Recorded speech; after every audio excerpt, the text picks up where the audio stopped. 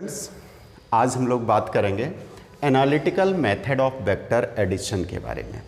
अब क्या होता है, सबसे पहले इसको क्यों पढ़ते हैं, इसकी इम्पॉर्टेंस क्या होती है, ये चीज़ जान लेते हैं।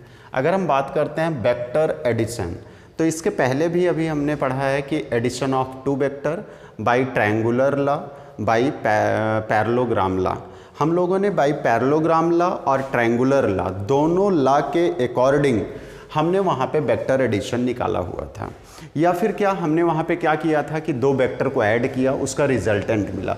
लेकिन जो रिजल्ट मिल रहा था वो कैसे मिल रहा था, सपोज दैट इस तरीके से, अगर आपको वेक्टर ए और बी दो वेक्टर्स दिए गए हैं तो उसका रिजल्ट मुझे क्या मिलता था, ऐसे हम लोग वहाँ पे लिखते थे vector R is equal vector A plus vector B.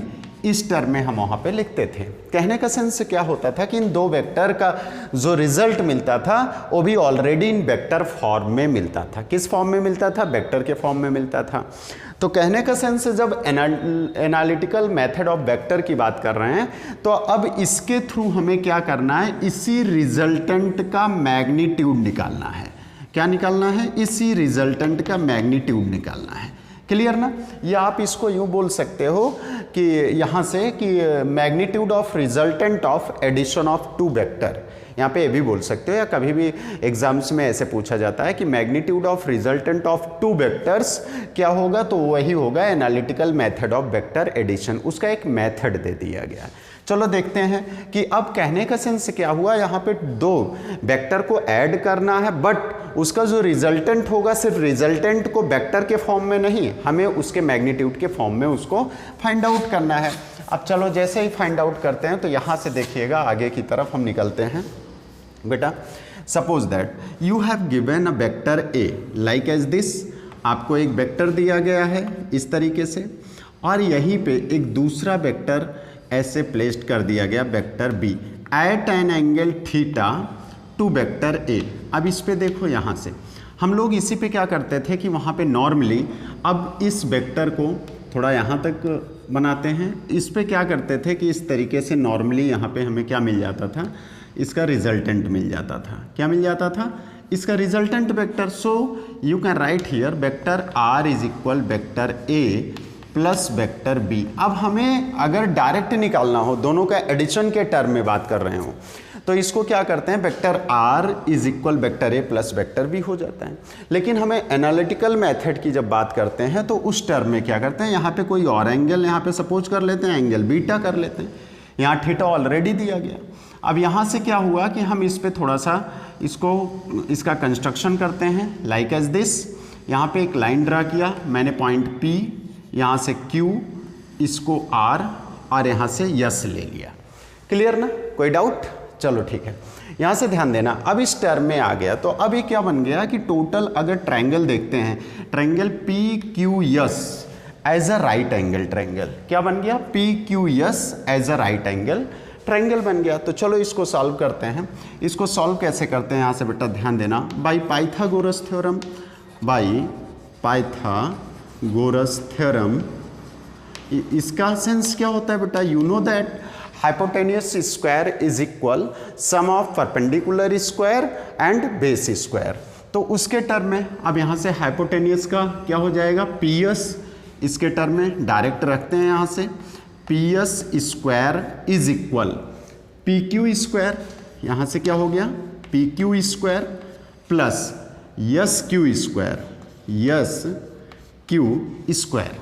अब यहाँ से और थोड़ा सा एक्सपेंड करते हैं बेटा इसको, PS स्क्वायर इज इक्वल, यहाँ से PQ स्क्वायर प्लस इसके टर्म में SQ क्या होता है बेटा, SQ को हम लिख सकते हैं SR प्लस RQ। तो यहाँ से क्या लिख सकते हो, ये सब के सब इसको सब अगर देखा जाता है तो एक वेक्टर के ही फॉर्म में अभी लिखोगे, लेकिन हम मैग्नीट्यूड निकाल रहे हैं, हमें निकालना क्या मैग्नीट्यूड, तो ऐसे भी लिख सकते हो। और देखते हैं तो इसको ऐसे भी लिख सकते हो, कहीं कहीं लिखा गया होगा, लेकिन हम डायरेक्ट यहाँ पे इसके मैग्नीट्यूड के टर्म में बात कर रहे हैं। तो यहाँ से इसको क्या लिख सकते हैं, SR प्लस RQ स्क्वायर, इसका टर्म लेकर के चलते हैं। अब इसको देखो बेटा, SR तो आपको पता होता है, लेकिन आर क्यू नहीं पता है, पी क्यू नहीं पता है, तो इसको कहाँ से निकालते हैं? इस ट्रायंगल से निकालते हैं। अब पी क्यू में देखते हैं, पी क्यू आर एक राइट एंगल ट्रायंगल बन रहा है, राइट एंगल ट्रायंगल। तो इसमें एक रिलेशन देख लेते हैं, किसका रिलेशन हमें निकालना है? परपेंडिकुलर। ऑलरेडी आपको हाइपोटेनियस दिया गया हुआ है, तो परपेंडिकुलर और हाइपोटेनियस का रिलेशन हम कहाँ से फाइंड आउट कर सकते हैं? साइन थीटा से। साइन थीटा इज इक्वल क्या हो जाएगा? P Q by P are, या फिर आप लिख सकते हो P Q is equal P R की वैल्यू क्या हो जाएगी? बी हो जाएगा मैग्नीट्यूड, तो यहाँ से हो जाएगा बी साइन थीटा। एक तो वैल्यू ये आ गई। दूसरा, अब क्या होता है? आर क्यू की वैल्यू, आर क्यू का रिलेशन कहाँ से आता है बेटा? बेस अपन हाइपोटेनियस के टर्म में, एक कॉस के टर्म में आ जाता है। Cos theta is equal R Q divided by P R is equal, अब यहाँ से R Q divided by b, तो R Q is equal b cos theta.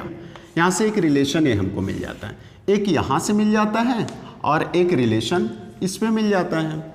ये दोनों रिलेशन जो हमको मिल रहे हैं वो ला करके यहाँ पे हम रख देते हैं। अब यहाँ से इसकी वैल्यू रखो पी एस की, ये क्या हो जाएगा? आर हो जाएगा आर स्क्वायर। पी क्यू, भैया पी क्यू क्या दिया गया? पी क्यू आपको वहाँ से दिया गया b sine theta whole square plus yes R A है, और आर क्यू ऑलरेडी यहाँ से फाइंड आउट किए, बी कॉस थीटा का होली स्क्वायर। अब इसको क्या करते हैं, थोड़ा सा और एक्सपेंड करना, आर स्क्वायर ब्रैकेट यहाँ से ओपन करते हैं, इसको लिखोगे b square sine square theta plus, यहाँ से क्या हो जाए? ए प्लस बी का होल स्क्वायर। इसको क्या करेंगे? A square plus B square plus 2ab, इस तरीके से। तो यहाँ से निकालते हैं बेटा a square plus B square plus 2ab cos theta इसी के साथ है, तो यहाँ से लिख उठेगा cos theta. Clear?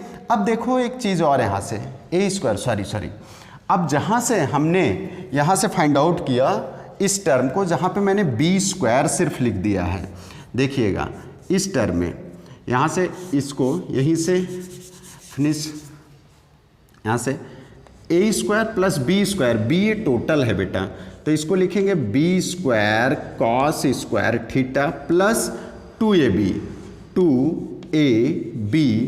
Cos theta. Clear?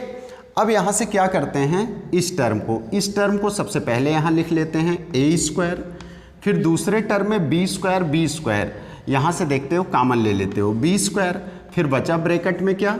Sign square theta plus cos square theta, ये बच जाएगा। फिर नेक्स्ट टर्म में 2ab cos theta, a term बेटा sine square theta plus cos square theta is equal क्या होता है? 1 होता है, ट्रिग्नोमेट्री में आपने पढ़ा। तो इसको हम क्या लिखते हैं? ए स्क्वायर प्लस बी स्क्वायर, अभी 1 हो गया, यहाँ से क्या हो जाएगा? 2ab कॉस थीटा, ये चीज़ होता है आर स्क्वायर। अब यहाँ से इसको क्या लिख सकते हैं? आर यहाँ से अगर लिखते हैं finally, R is equal a root आ जाएगा बेटा, यहाँ से क्या? A square plus B square plus 2ab cos theta, ये रिजल्ट आ गया हमें। अब ये जो रिजल्टेंट हुआ इसको बोलते हैं यहाँ से magnitude of resultant of 2 vector addition. 2 vector addition का जो रिजल्टेंट निकला उसका मैग्नीट्यूड हुआ। अब आगे इस पे न्यूमेरिकल्स भी बहुत होते हैं, जो भी न्यूमेरिकल्स होंगे जब रिजल्टेंट निकालना होगा तो हम यही अप्लाई करेंगे। R is equal root A square plus B square plus 2ab cos theta. अब यहाँ से एक चीज़ और होती है, डायरेक्शन। इसकी अगर डायरेक्शन की बात करते हैं, किसकी डायरेक्शन की बात करते हैं? रिजल्टेंट की डायरेक्शन की बात करते हैं। तो यहाँ से देखो रिजल्टेंट की डायरेक्शन, तो आप ये बोल सकते हो द रिजल्टेंट वेक्टर आर, इसको देखो the resultant vector R makes an angle beta to the vector A. ये वेक्टर ए से कितना बना रहा है?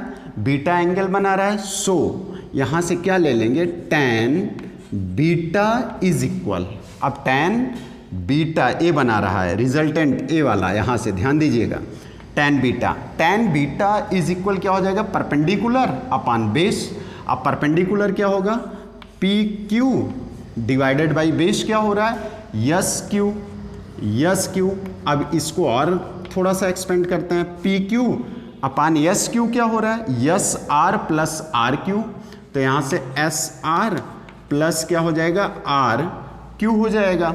अब इसके टर्म में क्या हो जाएगा, P Q, a term P Q क्या आया मेरा, यहाँ से बी साइन थीटा, क्या B sine theta divided by S R क्या हो जाएगा, A plus B cos theta. इसकी वैल्यू रख दो, यहाँ से आ गया tan बीटा। ये चीज़ आ जाता है मेरा क्या, ए डायरेक्शन ऑफ रिजल्टेंट, और ये चीज़ क्या हो जाता है, ए मैग्नीट्यूड ऑफ रिजल्टेंट।